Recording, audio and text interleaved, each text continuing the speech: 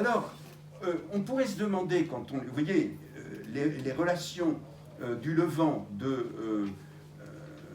du père de Chinon, l'originalité, c'est que ce ne sont pas des mémoires missionnaires. C'est-à-dire, c'est pas au jour le jour, j'ai fait ceci, puis j'ai fait cela, etc. Pas du tout. C'est un traité systématique de sciences missionnaires, tout à fait différent. C'est-à-dire qu'il analyse l'état de l'Empire safavide à cette époque, en considérant, si je puis dire à reculons, les couches religieuses les plus récentes, puis moyennes, puis très anciennes. C'est-à-dire, il commence à parler des Perses, et en particulier des Perses chiites, du chiisme, qui est la religion officielle de l'État perse à cette époque. Et puis après, il parle des chrétiens, qui étaient là avant l'islam. Et puis après, il parle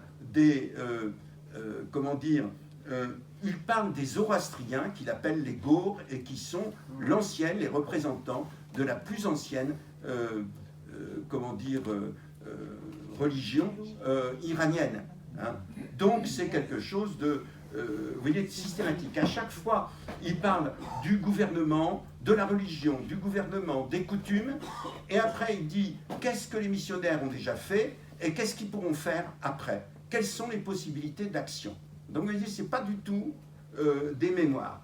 Et c'est tellement peu des mémoires que, sauf pour des questions, j'allais dire d'honneur, n'est-ce pas, quand il donne un témoignage précis, n'est-ce pas, il ne dit jamais je. La plupart du temps, il se désigne lui-même en se déguisant. Il dit un des pères de notre compagnie. Et c'est lui, le père de la compagnie en question.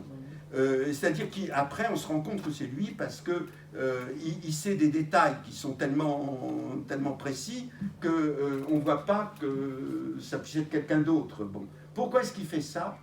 Parce que, si vous voulez, c'est un adepte de ce que saint François appelait la joie parfaite. Vous savez, dans les Fiorelli de saint François, il y a des questions sur ce qu'est la joie parfaite. La joie parfaite pour saint François, c'est pas tout à fait ce qu'on pense en général, c'est la pauvreté la plus absolue et c'est l'effacement le plus total. Hein. Donc, ne rien faire qui puisse être à sa gloire, hein, ne rien dire de soi qui puisse être à sa gloire. Voilà sa façon de faire. Alors,